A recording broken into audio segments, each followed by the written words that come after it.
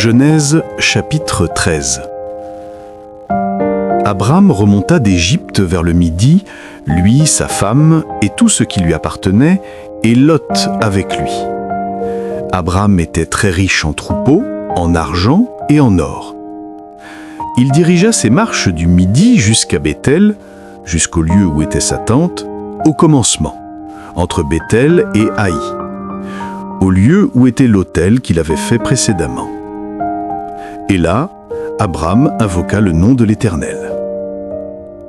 Lot, qui voyageait avec Abram, avait aussi des brebis, des bœufs et des tentes. Et la contrée était insuffisante pour qu'ils demeurassent ensemble, car leurs biens étaient si considérables qu'ils ne pouvaient demeurer ensemble. Il y eut querelle entre les bergers des troupeaux d'Abram et les bergers des troupeaux de Lot.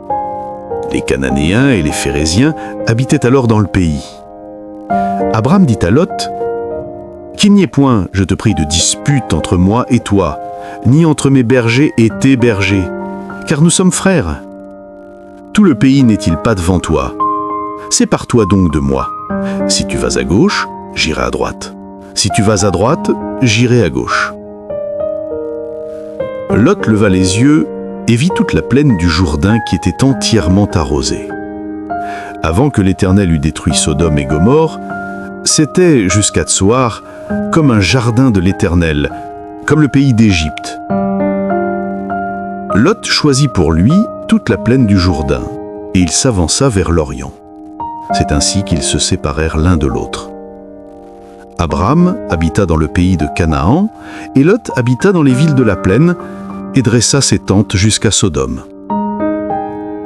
Les gens de Sodome étaient méchants, et de grands pécheurs contre l'Éternel. L'Éternel dit à Abram, après que Lot se fut séparé de lui, « Lève les yeux, et, du lieu où tu es, regarde vers le nord et le midi, vers l'Orient et l'Occident. Car tout le pays que tu vois, je le donnerai à toi et à ta postérité pour toujours. Je rendrai ta postérité comme la poussière de la terre, en sorte que si quelqu'un peut compter la poussière de la terre, ta postérité aussi sera comptée. Lève-toi, parcours le pays dans sa longueur et dans sa largeur, car je te le donnerai. » Abram leva ses tentes et vint habiter parmi les chênes de Mamré qui sont près d'Hébron, et il bâtit là un autel à l'Éternel.